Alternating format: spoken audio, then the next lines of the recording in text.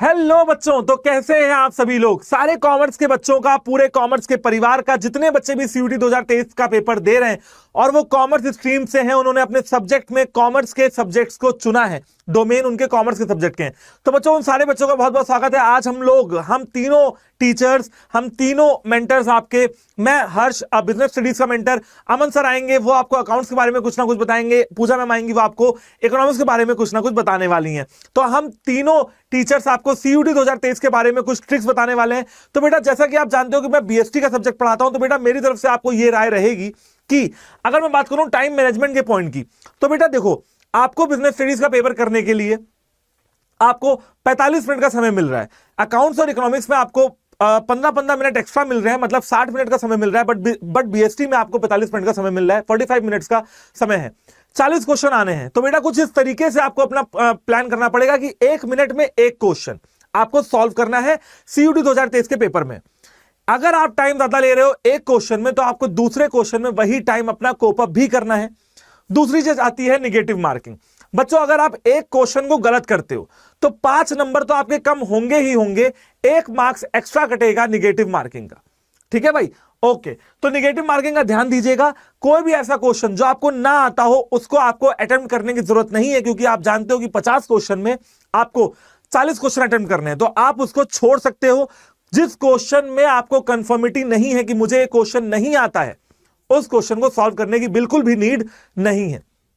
Selection of question, 50 में से 40 question आपको सिलेक्ट करने हैं। तो ऐसे क्वेश्चन को आपको सिलेक्ट करने हैं जो आपको बिल्कुल कंफर्म तरीके से आते हैं। अगर आपको बीएसटी के न्यूमेरिकल आते हुए दिखते हैं तो उनको ड्रॉप कर दीजिएगा, ऐसा मेरा पर्सनल सलाह रहेगी आपको। सिर्फ और सिर्फ थ्योरेटिकल टॉपिक्स को और सिर्फ डायरेक्ट क्वेश्चंस को ही अटेम्प्ट करने की कोशिश करिएगा। अगर केस स्टडी मुश्किल आती है तो अटेम्प्ट मत करिएगा, अगर केस स्टडी ईजी आती है तो ही अटेम्प्ट करिएगा। हाउ टू हैंडल प्रेशर, आपको अगर बेटा प्रेशर हैंडल करने में दिक्कत आती है तो ये सोचिएगा कि ये पेपर बिल्कुल लास्ट इम्तिहान है। मानते हैं कि आपने बोर्ड से बहुत मेहनत की, मानते हैं कि पिछले 3-4 महीने से आप लगे हुए हो, जनवरी से लगे हुए हो, 4-5 महीना आपको मेहनत करते हो रहा है। लेकिन बेटा वही बात है कि कुछ समय की बात और है। 3 घंटे जो पेपर के होने वाले हैं उसमें थोड़ा संयम रखिएगा, पेशेंस रखिएगा, धैर्य और धीरज को अपने साथ रखिएगा, मजबूती से पेपर को करिएगा। कोई भी एक्स्ट्रा फीलिंग आपके मन में नहीं आनी चाहिए। बहुत क्वेश्चन आसान देख के एक्साइटेड मत होइएगा, क्योंकि अगर क्वेश्चन पेपर आसान है तो सभी के लिए आसान है, अगर क्वेश्चन पेपर कठिन है तो सभी के लिए कठिन है। तो बेटा ये कुछ टिप्स आपके लिए रही बिजनेस स्टडीज के टॉपिक्स के बारे में, बिजनेस स्टडीज के क्वेश्चन जो आपके फ्रीक्वेंटली आस्क्ड क्वेश्चन है। अच्छा, मैं अगर टॉपिक्स की बात करता हूं तो बेटा नेचर एंड सिग्निफिकेंस मैनेजमेंट बहुत ज्यादा इंपॉर्टेंट टॉपिक में से नहीं है, हालांकि मैनेजमेंट के फीचर और इंपॉर्टेंट पढ़ के जाइएगा। ठीक है भाई। अगर मैं प्रिंसिपल ऑफ मैनेजमेंट, तो प्रिंसिपल ऑफ मैनेजमेंट बेटा पीओएम पढ़ के जाइएगा, हेनरी फ्योल, एफडब्ल्यू टेलर के, और सारी प्रोसेसेस आपको पढ़नी है। स्टाफिंग में आपको रिक्रूटमेंट वाला पार्ट बिल्कुल नहीं छोड़ना है। कंट्रोलिंग का प्रोसीजर, क्रिटिकल पॉइंट कंट्रोल और मैनेजमेंट बाय एक्सेप्शन आपको बिल्कुल नहीं छोड़ना है। एंटरप्रेन्योरशिप आप 1-2 बार रीड कर लेंगे तो भी चलेगा, क्योंकि वो स्टैटिक पोर्शन है। तो भाई ये कुछ इंपॉर्टेंट टॉपिक हुए आपके लिए। फाइनेंशियल मैनेजमेंट आपको पढ़ के जाना है, कैपिटल स्ट्रक्चर डिसीजन और इन्वेस्टमेंट डिविडेंड और फाइनेंसिंग डिसीजन आपको पढ़ के जाना है। ठीक है भाई। फाइनेंशियल मार्केट में आपको प्राइमरी सेकेंडरी मार्केट पढ़ के जाना है। ठीक है। तो बच्चों ये सारे इंपॉर्टेंट टॉपिक थे। चलिए ठीक है बेटा, फिर आपसे अमन सर अब मुखातिब होने वाले हैं। अब अमन सर अपनी स्ट्रेटेजी बताएंगे अकाउंट्स के बारे में। इस वीडियो को पूरा अंत तक देखें और अमन सर अब आएंगे। Hello everyone. तो अभी बच्चों आपको बताया हर्ष सर ने कि किस तरीके से आप बीएसटी के एग्जाम के टाइम पे परफॉर्म कर सकते हैं, क्या कुछ टिप्स हैं जो आपको फॉलो कर लेनी चाहिए। तो अब मैं आपको बताता हूं कि अकाउंटेंसी के लिए जब आप एग्जाम में जाएंगे तो आपको किस तरीके से किन बातों को ध्यान रखना है। तो टाइम मैनेजमेंट के लिए आपको सबसे पहले चीजें ये ध्यान रखनी है कि थियोरी कॉन्सेप्ट भी आने वाले हैं, न्यूमेरिक भी आने वाले हैं, असर्शन रीजन स्टेटमेंट वाले क्वेश्चन आने वाले हैं। तो उसके लिए सारी टिप्स मैंने आपको दी हुई है। इतने सारे सेशन आप लोगों ने हमारे साथ लगाए, सब कुछ किया, बहुत मेहनत की आप लोगों ने। तो भाई आपको पता होना चाहिए कि आपका थियरी में जो हिसाब किताब है भाई वो स्ट्रांग है या आपका न्यूमेरिक स्ट्रांग है। कई बच्चे कहते हैं सर न्यूमेरिक हमारा वीक है, हमें पता नहीं कैलकुलेशन नहीं होता, हमसे क्यों नहीं सॉल्व होता। तो पहली चीज मैं आपको बताऊंगा कि अगर आपका थियरी स्ट्रांग है तो थियरी में खास बात ये आती है कि आपको लैंग्वेज की समझ होनी चाहिए। लैंग्वेज आपको घुमाती है, लैंग्वेज आपको परेशान करती है और लैंग्वेज आपके दिमाग को कहीं और ले जाती है, तो आपका आंसर गलत हो जाता है। तो थियरी के अंदर भी 2 तरह के क्वेश्चंस आ रहे हैं। 2 तरह के क्वेश्चंस आ रहे हैं, यानी स्ट्रेट क्वेश्चंस आ रहे हैं कि भाई इसका मतलब क्या। जैसे आपको एग्जांपल दिया तो डिबेंचर ट्रस्ट डीड क्या होती है, तो जो प्रोटेक्ट करती है, सिंपल। तो इस तरीके से किसको प्रोटेक्ट करती है, डिबेंचर होल्डर के इंटरेस्ट को। तो आपको ऐसे क्वेश्चन तो बहुत स्ट्रेट आ जाएंगे, लेकिन असर्शन रीजन वाले में बहुत घुमाऊ चीजें हैं। तो अगर आपको एक क्वेश्चन पढ़ते ही समझ में आ जाए तो आप क्या करोगे भाई, उसको कर दो। नहीं समझ में आ रहा, हल्का सा भी डाउट लग रहा है, बेटा बिल्कुल मत करना। आपको फटाफट सबसे पहले क्वेश्चन करते जाने जो होता जा रहा है आपको वन गो के अंदर जिसमें 100% कॉन्फिडेंस है वो करते चले जाओ। आपका टाइम बहुत ज्यादा बचेगा क्योंकि आप कहीं रुके नहीं। और आपको जब आप ऐसे करते चले जाएंगे तो आप जितने सारे क्वेश्चंस हैं वो आप एक बार मान लो भाई 40 क्वेश्चन तक आप पहुंच गए तो आपको पता है कि भाई मैंने 20-15 क्वेश्चन तो कर लिए। अब आपको एक चीज की सेटिस्फेक्शन होगी कि आपने पूरी स्पीड पे अच्छी तरह से उन क्वेश्चंस को किया, अभी मेरे पास मोर देन सफिशिएंट टाइम है। ठीक है, तो आपको मैं बहुत सिंपल सी बात बताऊं, थियरी के लिए आपको 1 मिनट और आपको न्यूमेरिक्स कॉन्सेप्ट के लिए, न्यूमेरिक क्वेश्चंस के लिए कम से कम 1.5 मिनट लगाना चाहिए, इससे ज्यादा नहीं लगाना चाहिए। ठीक है, अगर आप ऐसे करोगे कि भाई जिसमें आपको 100% कॉन्फिडेंस है तो आप करते चले जाओगे, आपकी नेगेटिव मार्किंग से भी आप बच जाओगे। ठीक है, और जब लास्ट में जो सबसे ज्यादा एकदम शक जिस पे है क्वेश्चंस वो करोगे तो आपको वहां पे ध्यान देना है, और अल्टीमेटली लास्ट में वही क्वेश्चन बचेंगे जिसमें आप छोड़ भी सकते हो। तो इसी से हम आते हैं सिलेक्शन ऑफ क्वेश्चन पे, कि आप क्वेश्चन को कैसे सिलेक्ट करोगे। तो सिंपल सी चीज क्या है कि आपको उन टॉपिक्स को अच्छे से पहले कर लेना है जो आप अच्छे से पढ़ गए हो। सिंपल सी बात है, आप सबको कुछ मुश्किल लगता है, कुछ आसान लगता है, तो आपको ये डिसाइड करना है कि मैंने सबसे ज्यादा क्या पढ़ाई करी है, मैंने सबसे ज्यादा क्या करा है। ठीक है, कई बच्चों की पार्टनरशिप अच्छी होती है, कंपनी अच्छी नहीं होती, या फिर कैश फ्लो अच्छा नहीं होता, रेशियो के फॉर्मूले भूल जाते हैं, बहुत सारी चीजें होती हैं। तो आपको जो स्ट्रांग है पहले वो करो, और जो सबसे कम, जैसे कंप्यूटराइज अकाउंटिंग को मैं हमेशा बच्चों को बोलता हूं कि बेटा आपको स्क्रैच से पढ़ना पड़ता है, आपने सबसे ज्यादा टाइम कंपनी, पार्टनरशिप और कैश फ्लो रेशियो जैसे चैप्टर में लगाए हैं, तो आप कंप्यूटराइज अकाउंटिंग पे ज्यादा टाइम ना दें। लेकिन कई बच्चों को अगर लगता है कि भाई मेरे कैलकुलेशंस वीक है, मेरा थ्योरी पोर्शन सही रहेगा, मेरी अकाउंट्स वीक है, तो बेटा वो कंप्यूटराइज अकाउंटिंग पे ध्यान दे सकते हैं, और उनके क्वेश्चन स्ट्रेट भी आते हैं, कॉमन सेंस बेसिस पे भी बहुत सारे हो जाते हैं। फिर बात करते हैं लास्ट में हैंडल कैसे करना है प्रेशर को। तो बेटा जो प्रेशर आप हैंडल करने वाले हो, सिंपल सी बात है कि जब आपसे क्वेश्चन नहीं होता, कैलकुलेशन में गड़बड़ होने लगती है, जब आप प्रेशर लोगे तो आप 4/2 करोगे तो 3 भी लिख सकते हो। तो इतना प्रेशर नहीं लेना, इतना पैनिक नहीं होना। जो आपका एग्जाम आएगा वो मॉडरेट आएगा, मॉडरेट क्वेश्चन ज्यादा होंगे, थोड़े कुछ क्वेश्चन ऐसे भी होंगे जो बहुत ज्यादा आसान होंगे, खुशी में गलती मत कर देना, और कुछ क्वेश्चन ऐसे होंगे जो काफी ज्यादा हार्ड हो सकते हैं, लेकिन ज्यादातर क्वेश्चन आपको मॉडरेट ही देखने को मिलेंगे।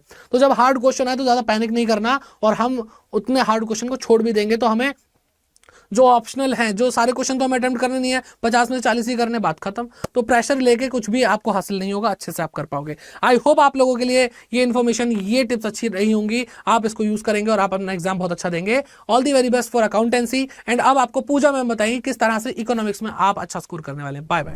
हेलो एवरीवन, कैसे हैं आप सभी लोग। सो हर्ष सर और अमन सर ने आपको अकाउंट्स और बीएसटी की सीयूईटी 2023 के एग्जाम की स्ट्रेटेजी बता दी। अब बारी है इकोनॉमिक्स की स्ट्रेटेजीज को भी देखने की। तो बच्चा, सबसे पहले हमें टाइम मैनेजमेंट करना अच्छे से सीखना है। 60 मिनट्स है हमारे पास इकोनॉमिक्स के एग्जाम में, 50 क्वेश्चंस आएंगे और हमें 40 क्वेश्चंस को अटेम्प्ट करना है। अच्छा, इसमें से बहुत सारे क्वेश्चंस आपके न्यूमेरिकल भी आएंगे, बहुत सारे क्वेश्चंस आपके बच्चा थ्योरी के आएंगे, बहुत सारी डेट्स के आएंगे, कुछ केस स्टडी बेस्ड भी क्वेश्चंस आएंगे। तो आपको हर क्वेश्चन में अपने अकॉर्डिंग टाइम अलॉट करना है और उसी के अकॉर्डिंग आपको क्या करना है, क्वेश्चंस को अटेम्प्ट करना है ना। अच्छा, क्वेश्चंस अटेम्प्ट करते टाइम ध्यान रखना है, जिन क्वेश्चंस में हमारे ऐसा लगता है कि डाउट है या फिर हमें नहीं आ रहा है आंसर, या 50-50 भी डाउट लगता है, तो उन क्वेश्चंस को छोड़ दो एक बार।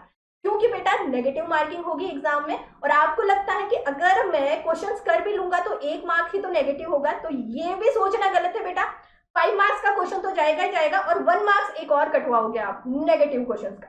क्वेश्चंस का सिलेक्शन कैसे करना है, देखो डिफरेंट काइंड के क्वेश्चंस आएंगे इकोनॉमिक्स में, जैसे मैंने आपको बात बताई है। आपके न्यूमेरिकल्स भी आएंगे, फॉर्मूला बेस्ड भी क्वेश्चंस आएंगे, डेट्स के क्वेश्चंस भी आएंगे, और कुछ डेटा के क्वेश्चंस भी आ सकते हैं, और आपके केस स्टडी बेस्ड क्वेश्चंस भी आ सकते हैं। तो अगर आपको लगता है कि जैसे कि न्यूमेरिकल क्वेश्चंस जो आपने कभी अटेम्प्ट नहीं किए, या आपको बहुत ज्यादा हार्ड लग रहे हैं क्वेश्चन, तो उन क्वेश्चंस को छोड़ दो। अगर उन क्वेश्चंस को छोड़ दोगे जिसमें आपका ज्यादा टाइम वेस्ट नहीं होगा और आप दूसरे क्वेश्चन इजीली अटेम्प्ट कर पाओगे। डेट्स और डेटा के क्वेश्चंस में भी आपको ऐसा लगता है कि कहीं ना कहीं कंफ्यूजन है या कुछ डाउट लग रहा है, तो उन क्वेश्चंस को छोड़ दो, रिमेनिंग क्वेश्चंस के साथ आगे बढ़ो, जिससे आपका टाइम मैनेजमेंट हो सकता है। अब अगर आपके 40 क्वेश्चंस कंप्लीट नहीं हो रहे हैं और आपको लगता है कि वो जो छोड़े हुए क्वेश्चंस हैं उनको एक बार रिव्यू कर लूं, तो आपके पास इतना सफिशिएंट टाइम हो जाएगा कि आप फिर से उन क्वेश्चंस को रिव्यू कर सकते हो, और किसी में 1-2 क्वेश्चंस में आपको लगता है कि इनका आंसर यही होगा, तो आप फिर से अटेम्प्ट भी कर सकते हो, यानी आप एक बार फिर से रिवाइज भी कर सकते हो क्वेश्चंस को। इसके अलावा आप कैसे हैंडल करोगे इतना प्रेशर, बहुत सारे बच्चे ऐसे होते हैं जो एग्जाम से पहले कहते हैं कि इतना सारा है, कैसे पढ़े, 3 बुक है, कैसे हम लोग करेंगे, कंज्यूमर बिहेवियर भी है, मैक्रो इकोनॉमी है, इंडियन इकोनॉमी डेवलपमेंट है, कैसे पूरा कोर्स कंप्लीट करेंगे। तो स्टूडेंट इतना अपने ऊपर प्रेशर मत दो। आपने 12th के एग्जाम दिए हैं, आपने वही सारे कॉन्सेप्ट पढ़े हैं जो आपकी CUET में आ रहे हैं, है ना स्टूडेंट। तो कुछ भी अलग से एक्स्ट्रा से नहीं आ रहा। 11th का सिर्फ एक ही चैप्टर है जो आ रहा है, तो उसमें भी अगर आपने करा है तो अच्छी बात है, क्योंकि उसमें से ज्यादा क्वेश्चंस नहीं आएंगे बेटा, 1 या 2 क्वेश्चंस आएंगे।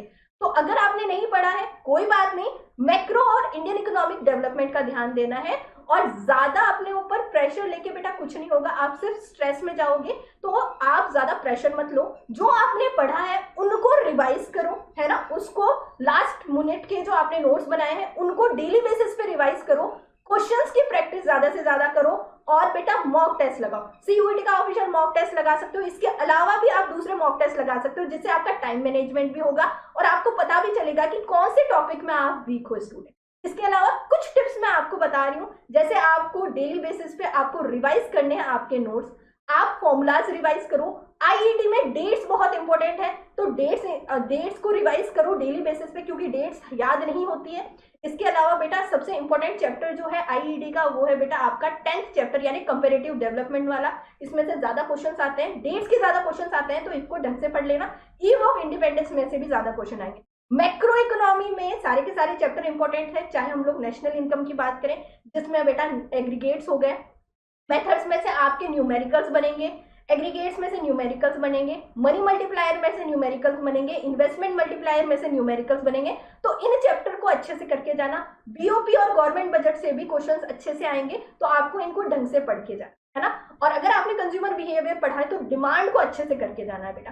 तो ये थी हमारी इकोनॉमिक्स की स्ट्रेटेजी बच्चा। आई होप सो कि आपको वीडियो अच्छी लगी होगी। वीडियो अच्छी लगी तो लाइक करना, शेयर करना और ज्यादा से ज्यादा चैनल को सब्सक्राइब करना। इसके अलावा आप सभी बच्चों को ऑल द बेस्ट CUET 2023 के एग्जाम के लिए। मिलते हैं, बाय टू यू ऑल।